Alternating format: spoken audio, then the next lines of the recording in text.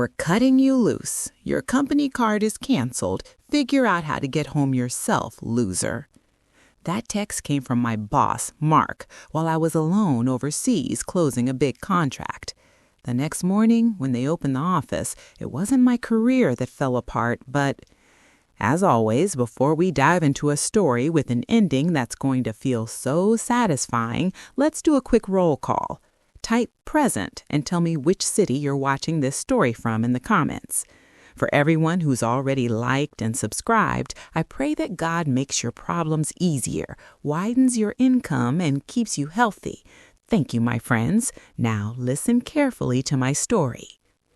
When I say I was loyal to that company, I mean it. I was the one taking red-eye flights, skipping weekends, answering emails at midnight like some kind of robot that didn't need sleep. Mark, my boss, loved that side of me. To everyone at the office, he'd say if I had 3 more people like her, we'd be untouchable.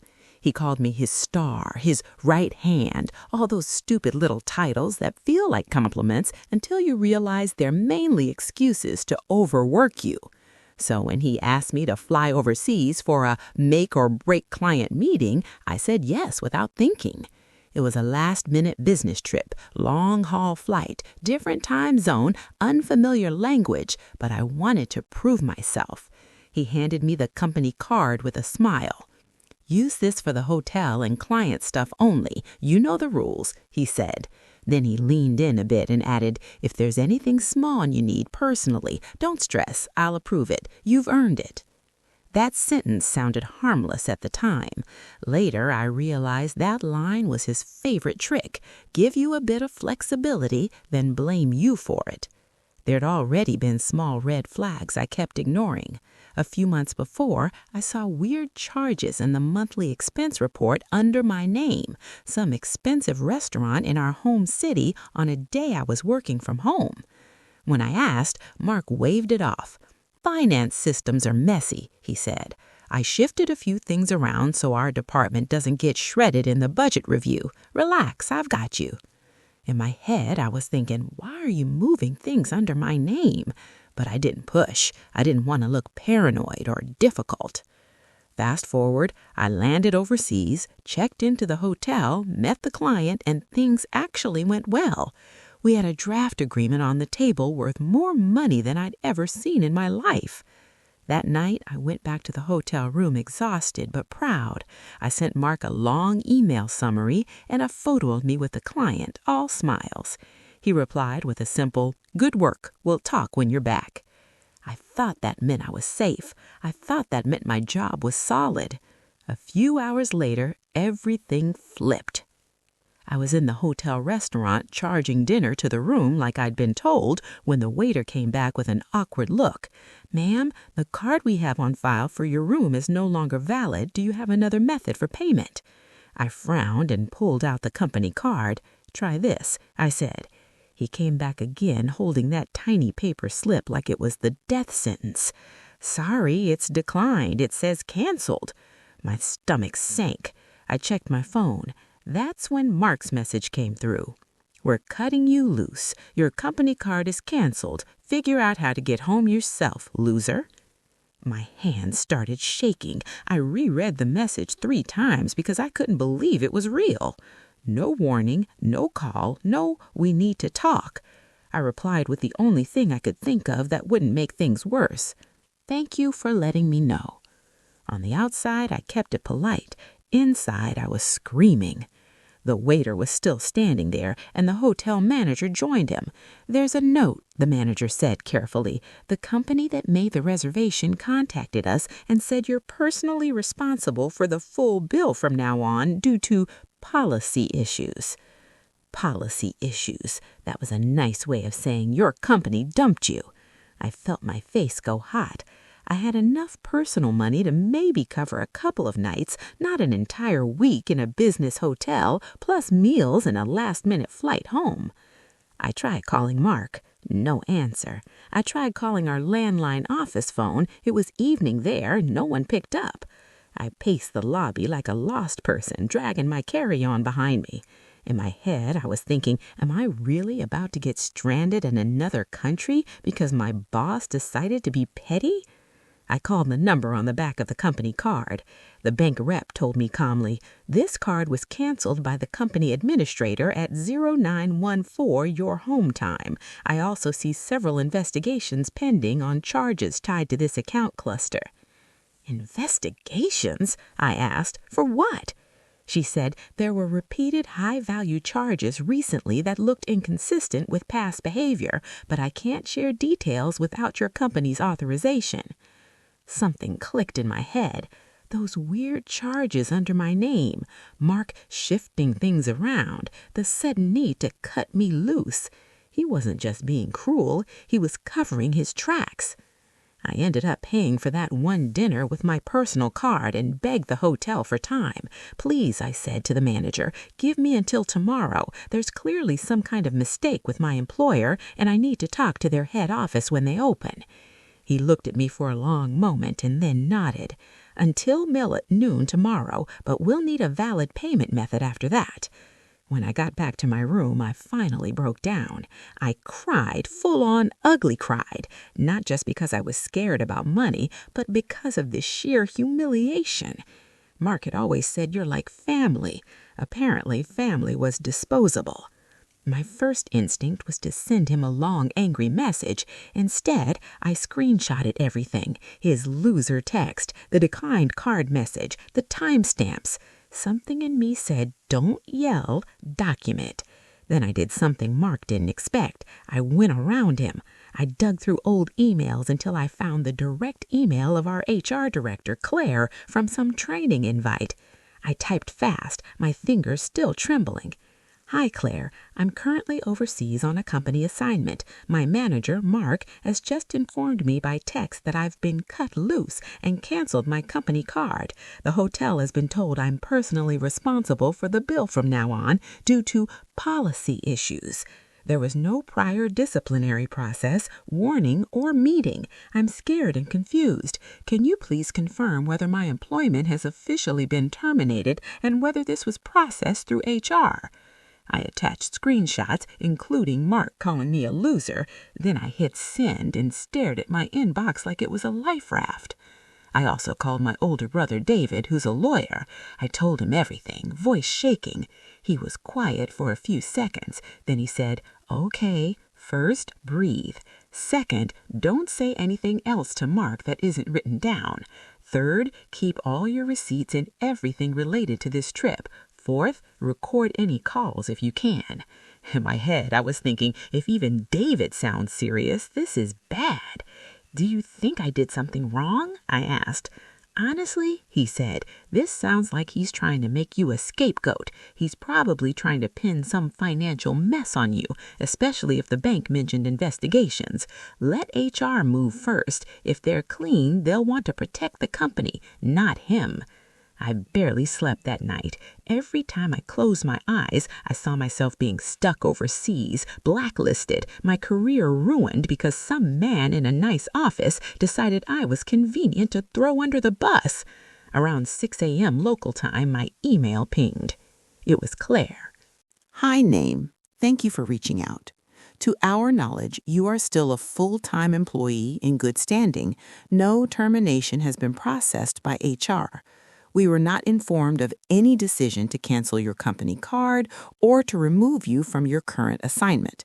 Please do not leave the hotel or sign anything from local representatives until we clarify this situation. We would like to schedule a video call today with you, myself, our CFO, and Mark to understand what's happening. Can you be available at 9 a.m. our time? My heart started pounding again, but this time from hope. HR had no idea, so Mark had gone rogue. Yes, I can be available, I replied immediately. Right after that, I got another message from Lisa in finance. Hey, are you okay? Claire looped me in. I've been suspicious for a while because Mark's been reclassifying a bunch of expenses under your cost center, and when I questioned him, he said you approved the spending while traveling. I know you. That didn't sound like you. if you're comfortable, I can pull the logs and be on the call too." I could have hugged her through the screen. "Please," I wrote back. "Yes, pull everything." From there, the plan kind of built itself. David helped me list what I needed for the call: screenshots of every message from Mark, the bank call log and email confirmation that the card was canceled by the company admin, a written statement from the hotel manager about the note they received from Mark's email, any evidence that the weird charges weren't mine. The hotel manager turned out to be a quiet hero. When I explained that my boss might be committing fraud in the company's name and leaving me with the bill, his eyes hardened. "We don't like being used in games like that," he said. He printed the reservation details and an email they've gotten from Mark the previous evening. In the email, Mark had written, "The employee staying under this booking is being terminated for misuse of company funds. Please make sure all remaining charges are billed directly to her personally. Our company will not be responsible." My chest tightened when I saw it. He really wanted me to drown alone. I asked the hotel manager for permission to share that email with my company. He agreed as long as I blurred their internal codes. On top of that, Lisa sent me screenshots from the expense system with Mark's user ID attached to several adjustments that pushed his own department spending into mine over the last few months. By the time 9 a.m. their time rolled around, my fears started turning into something else: anger aligned with evidence. I joined the video call from a quiet conference room the hotel let me use. My face looked rough on camera. I hadn't slept properly, but I also didn't bother to hide it. Claire, HR director, was already there, along with our CFO, George. Their expressions were neutral but serious. Mark joined last, from his comfortable office, coffee mug in hand like this was any regular Monday. He gave me a fake sympathetic smile through the webcam. "Morning, everyone," he said. "I'm glad we're clearing this up. She's obviously confused, and I don't want this to hurt the company." That was his first move. Reverse the roles, make me look unstable, make himself look like the responsible adult in the room. Claire nodded. "Mark, why don't you explain your side first?" "Sure," he said smoothly. "We've had ongoing concerns about High Name's spending while traveling. She's been blurring the line between business and personal expenses for months. I've warned her privately several times. Yesterday, there was another breach of policy, so I had no choice but to cut off her card to protect the company. I admit my wording in the text was harsh, and I regret that, but the decision itself was necessary." I stared at the little square of his face on my screen. He lied without even blinking. George frowned. "Mark, where are those warnings documented?" There was a tiny pause. "They were verbal. I didn't want to damage her record, so I kept things informal." Classic gaslighting. If it's not written down, it's my word against his. Claire's eyes shifted to me. "Okay, High Name, you've heard Mark's explanation. Tell us what happened from your perspective." My hands were shaking under the table, but my voice came out steady. "Thank you. I'll share my screen." I clicked the button and pulled up the screenshot from my phone. "We're cutting you loose. Your company card is canceled. Figure out how to get home yourself, loser." The words filled all their screens. For several seconds, nobody said anything. George broke the silence. "Did you send this, Mark?" Mark cleared his throat. "Yes, but like I said, I lost my temper. I was under pressure. That doesn't change the fact that she's been misusing company funds. I'm the one dealing with the fallout." I switched to the next screen, a PDF from the bank. "This is from our corporate card provider. It shows that my card was canceled at 9:14 your time yesterday by the administrator account linked to Mark's email. It also shows every transaction I've made for the last 6 months. Hotel, client dinners, taxis, all standard. You'll notice there's nothing from the days those random high-end charges appeared under my name in the expense system. I zoomed in. There are, however, several charges on what appears to be a cloned or linked card in our home city. Same account cluster, different token, made at restaurants and shops near Mark's address. Those were then moved under my cost center in the accounting system. Claire looked over her glasses at Mark. Is that true? He raised his voice a little bit.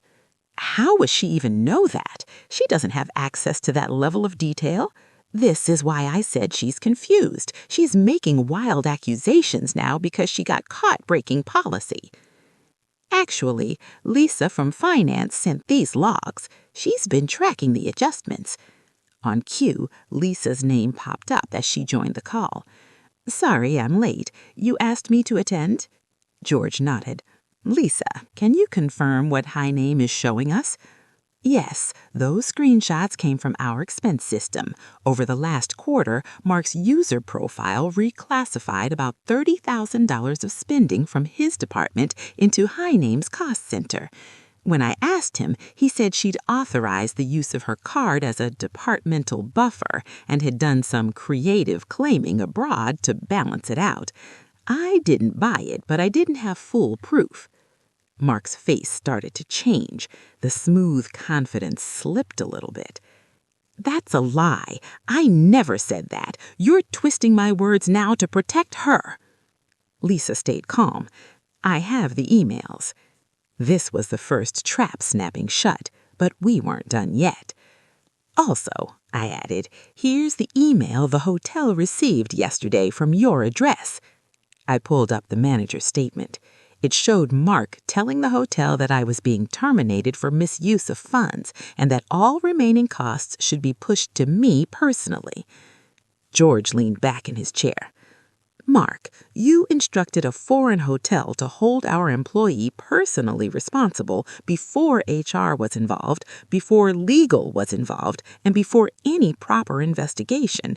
You basically tried to abandon her there. Mark's forehead was damp now. You're blowing this out of proportion. I had to move fast. There are serious allegations against her, and I didn't want our company to be liable while she continued spending. I almost laughed. He still wouldn't stop flipping the story. That was when Claire played the final card. Mark, she said slowly, you're not aware, but we have one more person on this call. The screen shifted and another face appeared, a representative from the bank's fraud department, and then another, the hotel manager, joining via audio. My heart raced. This was bigger than I expected. The bank rep spoke first. We were asked by your corporate office this morning to review irregularities around your department's card cluster. What my name is showing is accurate. The suspicious pattern is tied to authorizations originating from your office IP, not from the locations where she was traveling. Then the hotel manager added, and for the record, our staff were uncomfortable with Mr. Mark's email. We felt it was unethical to push a corporate debt onto an individual without proper documentation. That's why I agreed to share it with Ms. My Name when she asked. It didn't look right. You could almost see Mark's brain scrambling for a way out. He looked pale now, the color drained from his face. I did what I had to do for the company, he stammered. She was always pushing the limits. She'd brag about gaming the system. You're all taking her side because she's playing the victim. And there it was, full role reversal, even at the end. He still painted himself as the hero, me as the problem. George cut in, voice firm for the first time. Enough. We have board-level policies about this. You don't get to secretly reallocate your own spending into a subordinate's cost center, cancel her card while she's overseas on official duty, insult her, and then try to dump a hotel bill on her personally. This isn't protecting the company, Mark. This is you trying to hide your own mess. Claire nodded slowly. Mark, Effective immediately, you are suspended pending a full investigation. Your system access will be revoked as soon as we end this call. Security will meet you at your office." He opened his mouth again, but nothing came out. He just sat there breathing heavily, eyes darting between all the faces on the screen. "As for you, my name," Claire turned to me and her face softened. "The company will cover your hotel and all expenses, including your personal card charges from last night. We'll book your flight home in business class so you can rest. You are not under investigation. In fact, we appreciate that you followed proper channels instead of lashing out. When you get back, we'll discuss where you want your career to go from here. You will not be reporting to Mark again." I felt tears in my eyes, but this time they weren't from fear. They were from relief. David messaged me on my phone at that exact moment. "Looks like the tide turned." Later that day, I heard through Lisa that when Mark walked into the office, security was already waiting for him. His access card stopped working. People pretended not to watch, but of course they did. The guy who used to strut around calling everyone family, talking about loyalty, ended up leaving with a cardboard box and shaky hands. The internal investigation found even more creative scams he'd been running with budgets and cards. From what I heard later, he lost his job, his severance, and the company filed a formal complaint against him. As for me, I flew home, slept for 12 hours straight, and then sat in a meeting room with Claire and George a few days later. They apologized. They admitted they should have caught the red flags earlier. I accepted the apology, but in my heart, I knew I'd never fully trust them like before. They offered me a raise and a transfer to a different division with a healthier culture. I took it for a while. I used that time to build my savings, update my resume, and quietly line up other options. A few months later, with everything calm and my name cleared, I chose to move to a different company altogether, a place that didn't use your like family as a way to squeeze free overtime out of people. Now, whenever someone jokes about their boss doing something shady with expenses, I tell them my story, not to scare them, but to remind them. Keep records, know your rights, and don't let anyone convince you you're crazy when your gut is screaming that something is wrong. From everything that happened, I learned that blind loyalty to a person is dangerous, especially when they control your paycheck and your reputation. You can work hard and still protect yourself by keeping proof and going through proper channels. So if you ever feel like someone at work is trying to turn you into their scapegoat, don't stay quiet. Document everything and reach out to people who aren't under that person's thumb. If you've been through something similar or want to share your own story, write it in the comments.